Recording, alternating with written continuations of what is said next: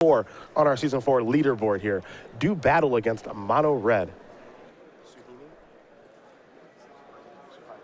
Azeem Suhaimi is the opponent here with Mono Red as we are underway with a Forest and an Elvish Mystic. Suhaimi does have a Mountain to start things off. We'll see if he has a Wild Slash to kill the Mystic, and he does. Going to slow down Morawski's ramping.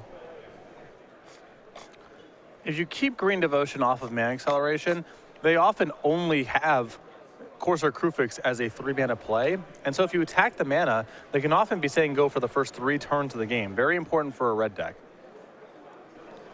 Well, that is a Searing Blood, and he's definitely attacking the mana. Now, it's still, for Suhaimi, it's still a bit of a concern that Morawski's on the play here, and if Morawski just makes land drops into things like Corsair Krufix and Pelucranos, he can still fall behind here, even with the good start that Suhaimi has had, fending off the 2 copies of Elvish Mystic.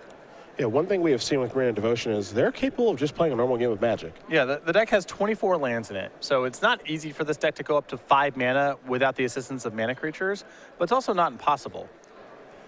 Sylvan Carry added here from Morawski. We'll head back Suhaimi's way. Zergo Bellstriker the draw.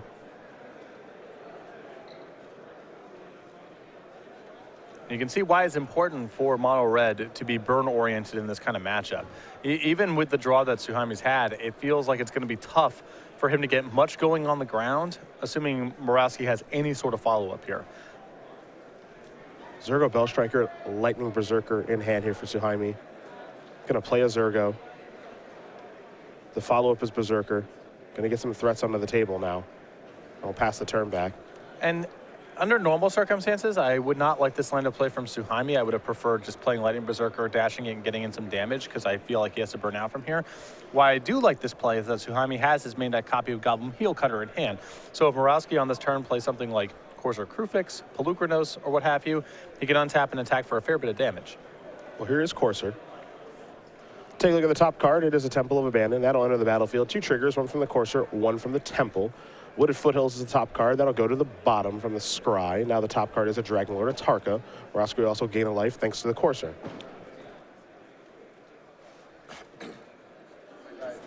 We're headed back Suhaimi's way. That's an additional copy of Zergo in hand. You mentioned the Heel Cutter now. Stoke the Flames in the grip. Another important draw here for Suhaimi. And the issue for red decks in this matchup is Green Devotion's top end is so punishing to small creatures. Dragon Lord Tark is the most obvious example, but Whisperwood Elemental and Pelucranos are also very punishing on a sea of small creatures. So the more burn you can get your hands on, the better. There is a Mountain.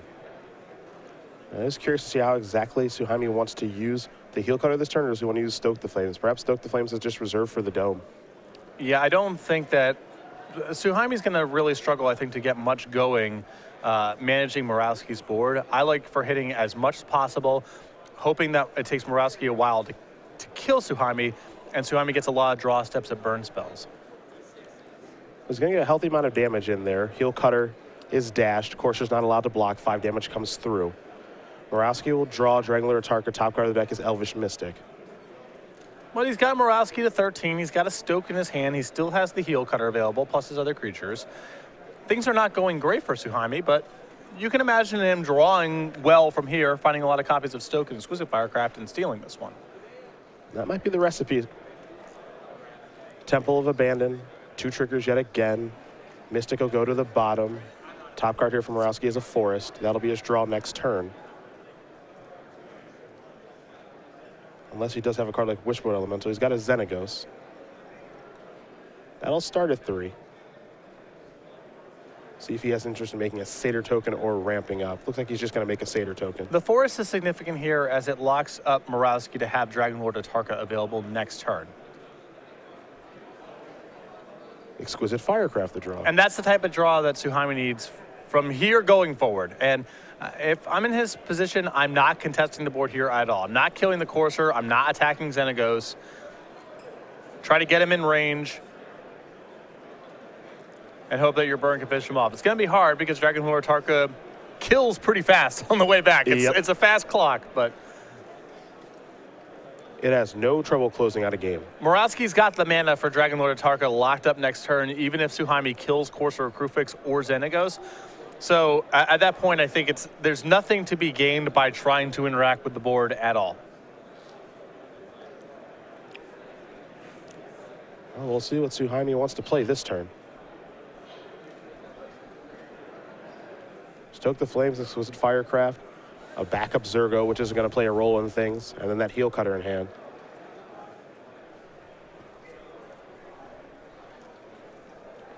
Exquisite Firecraft is going to go after Zergo.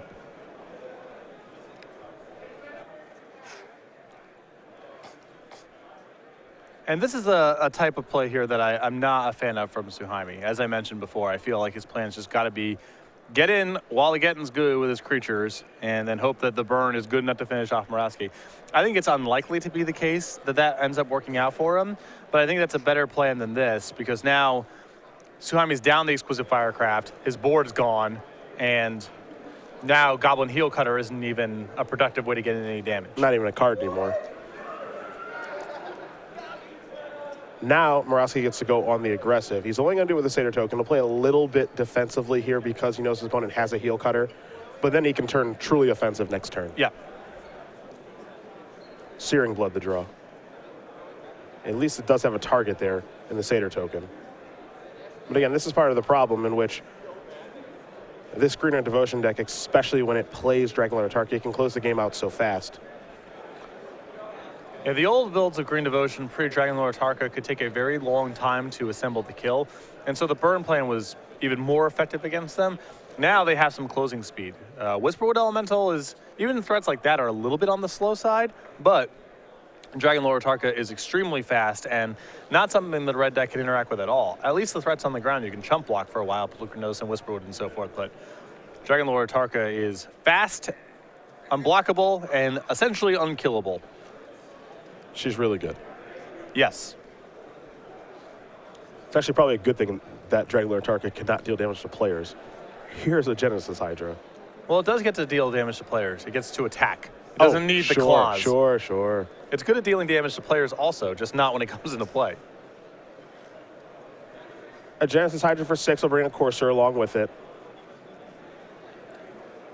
Morawski looking to close this game out here.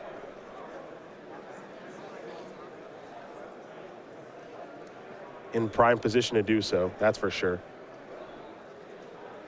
And part of the reason I think that Morawski is off to such a great start this game, one, he was on the play with an Elvish Mystic, which certainly helps. But we saw Suhaimi start off with Burn Spell plus Burn Spell instead of Creature and then Burn Spell plus Burn Spell. It's why being on the play is so important, and even if the mana creatures get killed, being on the play can still be an enormous advantage for Green Devotion. If Suhaimi's on the play, he gets to go turn 1 Zergo, and then he's curving into his removal spells, including Searing Blood. That's much more powerful than Suhaimi basically keeping at parity by using his removal spells. Nykthos is going to join the battlefield, replacing the one currently, but that's for Courser triggers.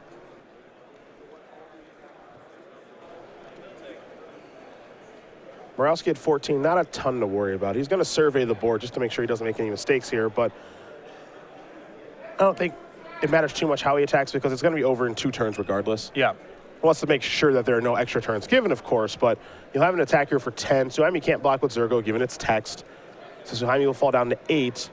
We'll have to have the top card revealed from Courser, and then we'll head back Suhaimi's way. Oh, neat. What I always wanted to see, another Dragonlord Autarka. The second one's honestly not that good. The first one does all the work. Well, the second one isn't bad. It's perfectly fine. We won't need the second one this game. But none of Morawski's spells are bad here. that's very, very true. They're all good. Jonathan Morawski to win game number 1 here over Azeem Suhaimi. Green Red Devotion up a game there over Mono Red Aggro, and you really do see the difference between play and draw there in that particular game. Yeah, Suhaimi's opening hand was excellent for the matchup. It looked like he had 1-mana creatures on top of Wild Slash and Searing Blood matched up with Morawski's Elvish Mystic. Can't ask for much more than that.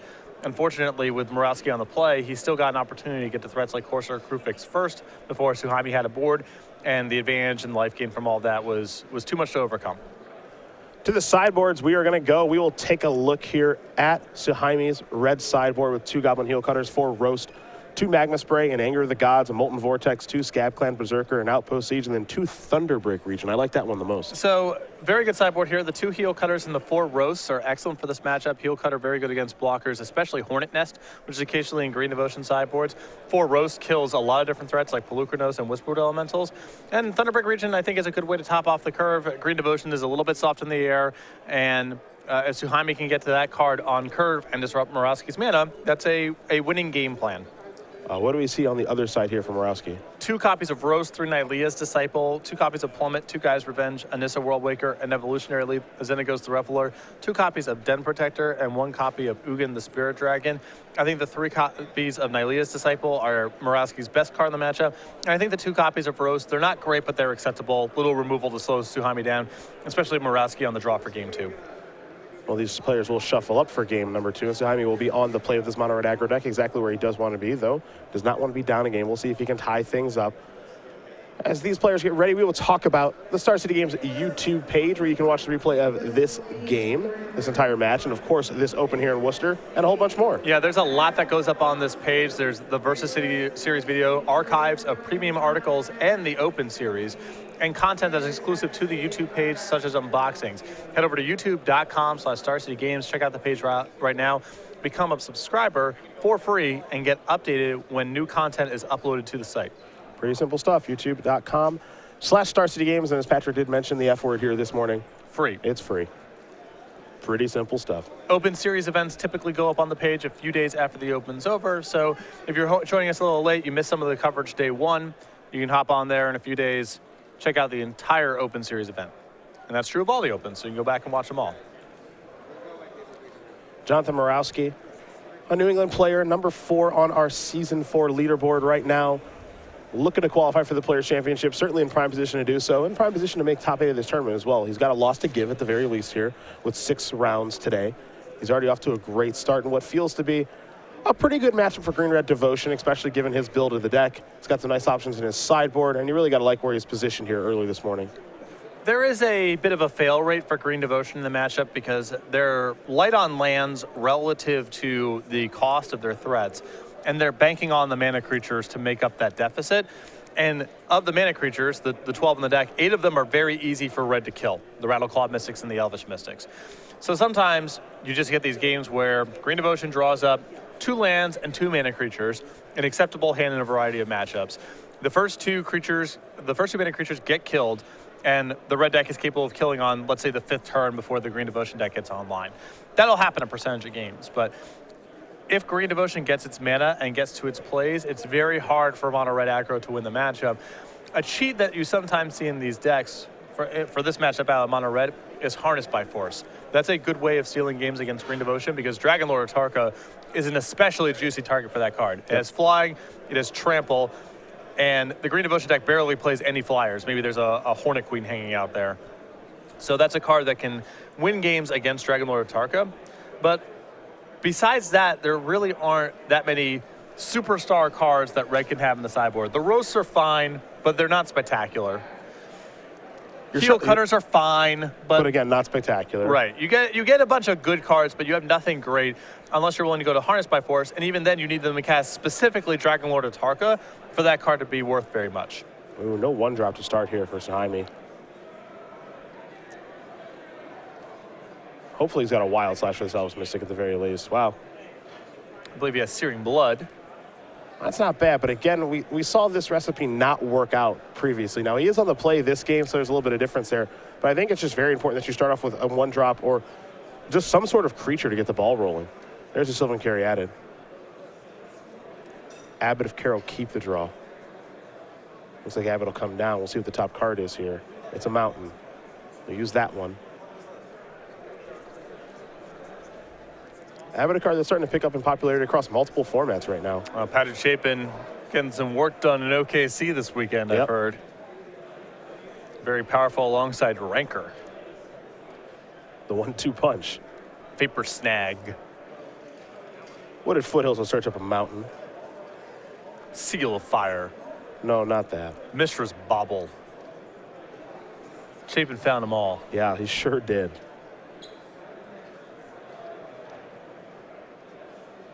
There's a Crater's Claws. That'll be for 2 to take care of the Abbott.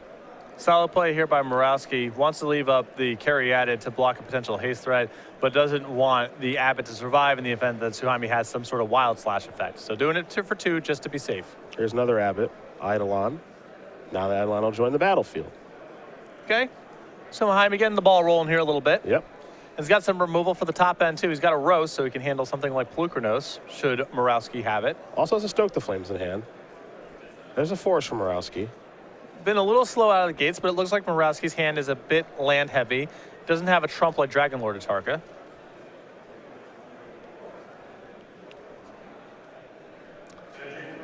Suhaimi in much better shape thus far. And a lot of this is just the function of being on the play as opposed to the draw. And there's a big difference there, to be sure. When I was playing red decks, this felt like the matchup where the difference was the most pronounced of any matchup in Standard. Whisperwood Elemental is going to join the battlefield to bring a manifest along with it. And Suhaimi has a great turn here lined up with, I believe, Searing Blood and Roast at the ready. It's a good way to clear that stuff out of the way and get to attack. We'll have to take some damage to do so. Well worth it. He also gets a bunch of prowess triggers for his trouble. Very true. Searing Blood going to go after the token, excuse me, after the manifest creature, which was a Den Protector. So it was actually a relevant one. So Morawski has brought in the 2 Den Protectors out of the board. I don't think they're that good in the matchup, but if Morawski just wants something that he can put on the battlefield early and trade, they're acceptable. So some prowess triggers, some Eidolon triggers, but most importantly here for Suhaimi, he's gotten some creatures dead. Now he gets to attack for a pretty healthy amount. Yeah, this is 6 coming across. Morawski going to fall down to 7. And for a deck as burn dense as Suhaimi's, this is burnout range. He's gotten Morawski where he wants him here. He's got Morawski down to basically 1, right? Because he's got Stoke the Flames and Wild Slash in hand. Yep. So this is a pretty good spot to be in.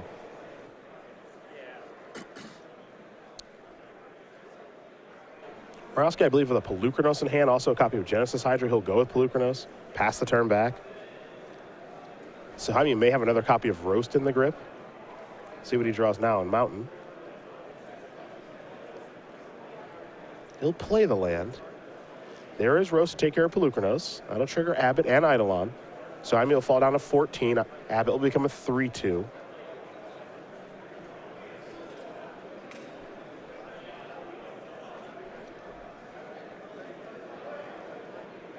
And we'll see what's next here for Azeem, who's in pretty good position right now. Yeah, what he can do here, I like this attack. The option that he had there was basically only attack with Abbott and leave up Stoke. If Morawski says no blocks, then he gets to Stoke him out. But I think that plays a little too greedy because Morawski will likely chump block in that scenario. So doing this, I just prefer this play. Yep, Wild Slash will go upstairs. Morawski's going to fall down to 1, so cheap spells are off the table here for John. Morawski is locked out of playing anything cheap, and on top of that, with the Stoke in hand, Suhaimi doesn't even have to care about Nylea's Disciple because that only puts Morawski up to 4, and the Stoke covers it. So I like that card more than the greedier play of sending only the Abbott in.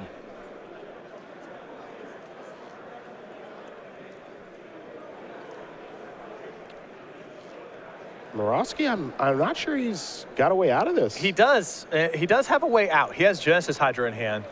I suppose, no, he cannot Genesis Hydra into Nylea's Disciple. Correct. He does not get the extra devotion triggers. So, no, without a bunch of green mana symbols showing up somehow, along with Nylea's Disciple, Morawski is beat. He doesn't know that. He doesn't know about the Stoke. But of course. We know that we're going to game 3 here in a moment. Here's Whisperwood Elemental. Morawski will cast that. Trigger the Manifest. Suhaimi will want to tap very quickly, and I would too, with a lethal Stoke the Flames in hand. He's going upstairs, and that's going to take care of it. So Azeem Suhaimi is going to win game number 2 here against Jonathan Morawski. Mono Red Aggro, Green Red Devotion, getting ready for a 3rd game here. Again, the difference between being on the play and on the draw. Even with Suhaimi not having a 1-mana play, it was still a huge deal for him. He was able to leverage his Abbotts a lot better. The Abbott hitting the Eidolon there was especially good. Even though Morawski never triggered the Eidolon, still important for Suhaimi just to be mana efficient and get a lot of threats into play. And he was equipped with a lot of burn spells, several copies of Searing Blood, Stoke the Flames. A good recipe to have against Green Devotion, even with Suhaimi not having something like Zurgo Bellstriker on the first turn. Well, these players will shuffle up here for game number 3. Morawski will be on the play, and you see the 4 next to his name as he is number 4 on our Season 4 leaderboard. Part of the reason for that is the Star City Games Invitational Qualifier Circuit. He's been doing a great job at this in the New England area, and you can definitely get your stores to run these as well. There's multiple tiers of IQs, and there's all sorts of incentives to have these at your store. If you're just looking for some more cash tournaments, some more organized play, the IQs provide that. If you're looking to qualify for the Invitational, they're there for that too. And for a lot of our players, like Jonathan Morawski, they are a path along with the Open Series events and Invitationals to get to the Players' Championship. They come with a variety of exclusive prizes, including playmats, top 8 pins, Invitational winner tokens, and SCG premium vouchers. StarCityGames.com/IQ for more information on that, as game number 3 about to be underway here early this morning. From Worcester, round number 10, Cedric Phillips and Patrick Sullivan bringing you all the action at SCG Live, hashtag SCGWOR. For your tweets all weekend long, we're going to be talking about Battle for Zendikar all day today, just like we did yesterday, looking for your questions or any cards that you'd like us to talk about. We talked about Converge's Mechanic, the Eldrazi, Devoid, Ingest, Allies, the enemy creature lands, the new battle lands, all the Planeswalkers we've seen so far. A lot going on in this new set for Magic. Another big swing card in the matchup, and another card that shows how much play draw matters, is Eidolon of the Great Rebel. On the play, extremely good against Green Devotion. If they're casting their mana creatures and you're breaking them up, that could be a winning line of play on its own. On the draw, it's less likely that Green Devotion triggers it. The body's not worth very much, and sometimes the game becomes a damage race where you are triggering your Eidolon far more than the Green Devotion player is. Both these players will take a look at their opening hands. We'll be underway here for game number 3 in just a moment. Looks like they are not both happy. Suhaimi's going to take a mulligan. Important for the red player to be aggressive with the mulligans in this matchup. I know you don't like mulliganing when you're playing red decks because, you know, your cards are already pretty low in power, so it's hard to feel like you can mulligan into powerful enough 6-card hands. But this is a matchup where the player who loses regularly loses with spells left in their hand because the game is so fast, and both players have ways to just push the other out of the game, either with Green Devotion ramping into something too large for the red deck, or the red deck breaking up mana creatures and then burning the Green Devotion player out. So it's important for both players to aggressively mulligan for good hands in the matchup, not just keep whatever 7.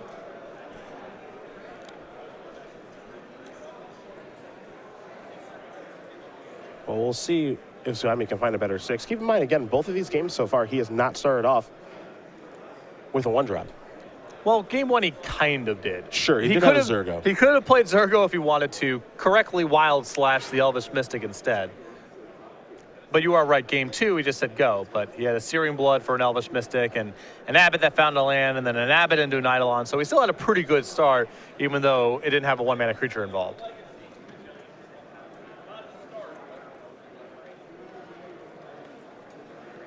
He's going to keep it.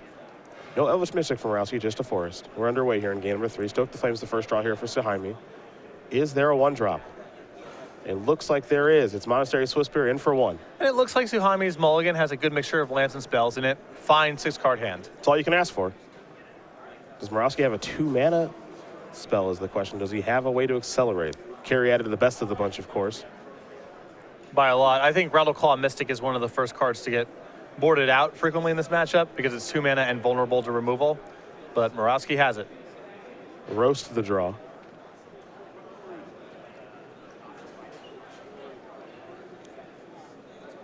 Suhaimi has the second land. Doesn't appear as though he has a Searing Blood. So he'll come across here with Swiftspear.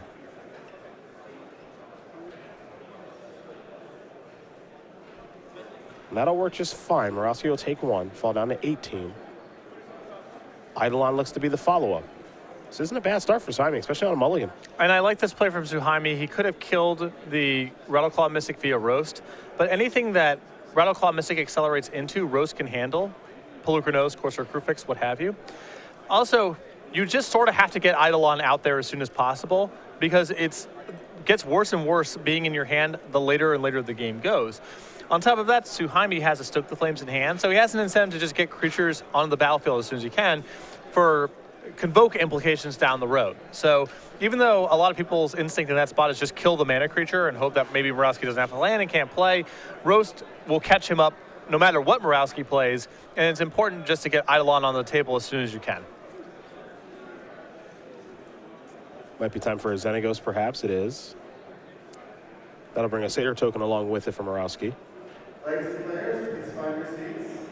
And we'll head back Suhaimi's way. Now, no third land in hand just yet. Lightning Strike the draw.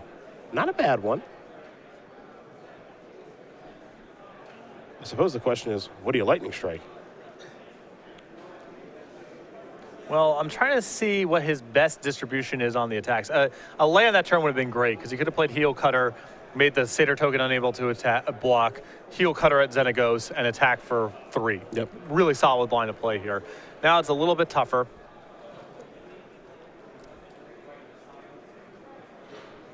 I mean, I think you have to kill Xenagos regardless. I don't think you can trade Eidolon with a Satyr token here. Maybe just strike that Satyr token, get your prowess trigger finish off Xenagos. It's not the sexiest turn in the world, but I think it's a turn that's effective. Yeah, this is, unfortunately for Suhaimi, he just doesn't have a clean distribution on how to use his resources this turn. If he uses the Lightning Strike to just take care of Xenagos, then there's still the Satyr token in play facing down his Eidolon. That resource exchange is not great. So this is the best way for him to generate parity with the Xenagos, but it is painful that it's his whole turn and 4 points of combat damage instead of 3.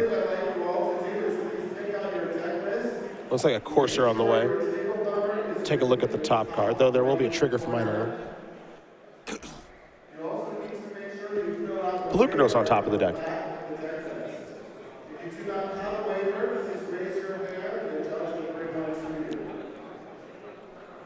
Wooded Foothills. That'll also trigger the Courser. Morawski up to 17. We have a sales booth at the front of the room. They're happy to buy cards from you and sell the cards to you. We also have. And they'll just pass the turn back. Suhaimi will untap. Let's see if he can find land number 3. Would have been useful last turn. Looks like an Abbot, which is a redraw into it. But I don't know if that's what he wants to do this turn. Unfortunately, I think Morawski just needs to kill the Courser crew fix. Yeah, Suhaimi will take care of Morawski's Courser. There will be an Eidolon trigger.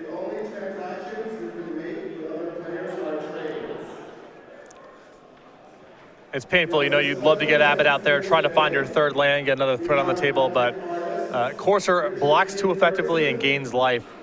Suhaimi can't play against that card right now, so he's just got to kill it. Yeah, see, you'd love to be able to save that risk for the Pelucranos that's on top of the deck, too. Honestly, especially with Heel Cutters in Suhaimi's hand, the Courser is more threatening. Suhaimi can work around here. Now, this is a play that I'm not thrilled with Suhaimi. I'm happy trading the Eidolon here for Rattleclaw Mystic. Mana is very important for Morawski, and it's possible at this stage of the game, Morawski's just going to be playing 4 and 5 mana cards for the rest of the game. So if Morawski was willing to trade the Rattleclaw Mystic for an Eidolon, I would consider that to be a win on Suhaimi's side. 2 reasons for Suhaimi not to not attack there. One is he's hoping Morawski will trigger the Eidolon. The other is, with Stoke the Flames in hand, if Suhaimi thinks it's close, that he's better served keeping a creature in play to make Convoking more efficient down the line. I think I would have offered up an attack in that spot, though. I would have been happy trading off the Eidolon with Rattleclaw Mystic. Is it time for Pelucranos? Yes, it is.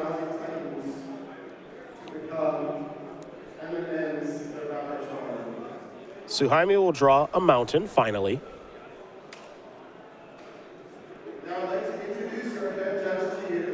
Now we'll see what the plan is. I like the simple, straightforward play of heel cuttering the Pelucranos and attacking with everyone. If Rattleclaw Mystic trades with something, that's fine. Yep, most likely Eidolon, but in that world you get 4 points of damage across, get Morawski down to 10. If Morawski wants to spend his turn shooting down things, that's okay with the Pelucranos. Not the most efficient use of his turn.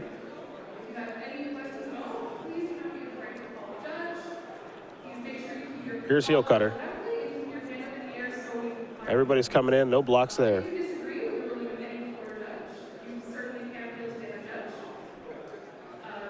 So we'll see what Rattleclaw Mystic wants to do as far as blocking is concerned, because I feel like Rattleclaw Mystic is blocking something. And what's nice here is Suhaimi has the second Heel Cutter in his hand, which is often awkward to try to do anything with because it's just so much mana to dash the second one. There's a very good chance here that Morawski blocks the heel cutter, and that's very good for Suhaimi as it gives him something to do with the second copy in his hand. Looks like Mystic will get in front of the Eidolon. They'll trade. 4 damage will come across. Morawski will fall down to 10. Heel cutter will come back to the grip, of course, because it was dashed. Swiftspear will be left on the battlefield, and that'll be Suhaimi's turn. So we head back Morawski's way. He's got an active Pelucranos, 4 lands on the battlefield, taking a draw step. Picked up a Whisperwood Elemental. Please raise your hand or otherwise make yourselves known. Otherwise, we'll talk about the John Ashworth. And if Morawski made that trade last turn, getting rid of the Eidolon in lieu of getting rid of the heel cutter, I had to imagine his hand's got some mana creatures in it. Yeah, there's at least one Elvish Mystic over there. We know there's a Dent Protector in his hand as well. So Eidolon was doing some good work at just kind of gumming up Morawski's hand. Didn't want to take the damage from those cards.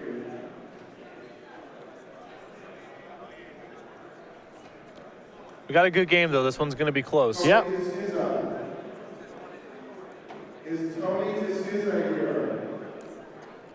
Both players with some huge draws. You know, any of the big burn spells for Suhaimi are going to be a big deal here. Stoke the Flames and Exquisite Firecraft for Morawski. Certainly finding Nylea's Disciple would be a huge swing in this spot. Not sure Suhaimi can come back from that. There's a Morph. That's a Dent Protector. No, actually, I think that was Rattleclaw Mystic that got put face down. Okay. Now there's Elvish Mystic. So perhaps looking for a surge in mana here is Morawski. Maybe we'll continue to see Pelucranos back on defense. Don't know if he can shift towards attacking just yet. Making an attack here is pretty risky. The other side is you would like to close out this game as soon as possible. Morawski doesn't have any of his locks in his hand, so he may want to get on the aggressive just to try to end this game as soon as possible. But it's not without risk, especially knowing about a heel cutter in hand. If Suhaimi has a land and a Wild Slash, all of a sudden you're taking 5 and going to 5. Abbott's the draw. And now I think that Suhaimi needs to be playing an Abbott this turn because heel cutter just doesn't get him very far. It seems like Abbott hitting a land is a pretty good spot to be in. Very good spot. Hitting a Wild Slash would also be great. Hitting a 1-mana creature would be great. There's a lot of good reveals for here for Suhaimi. And most of his bad reveals, quite honestly, are cards that he does not want to draw next turn. Sure.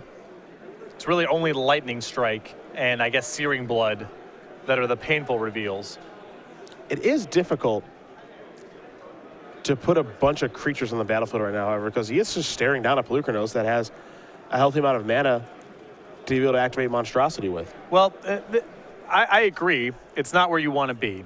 But the issues are, look at the other cards in his hand. If he plays heel cutter and attacks with everything, then that doesn't get him very far. He's going to Stoke the Flames the Morph. Wow.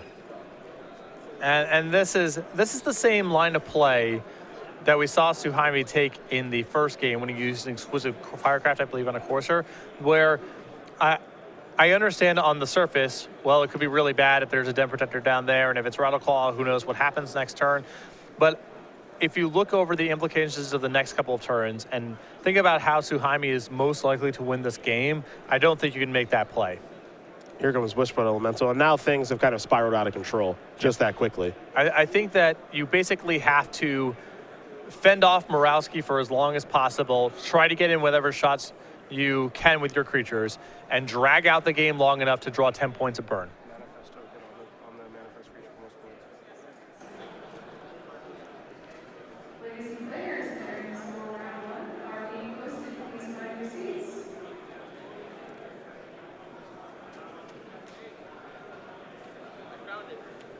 There's Abbott. Trigger, another Abbott. I guess we cast that one too. From that comes a Searing Blood. Can't play it, of course. No mana left over.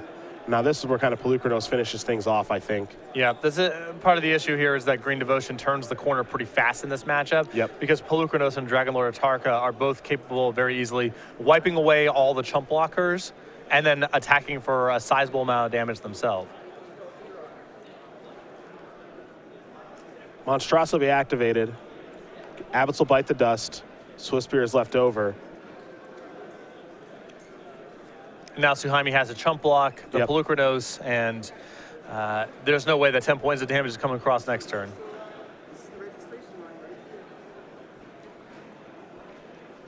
It's a lot. Yes, it is. There's your block.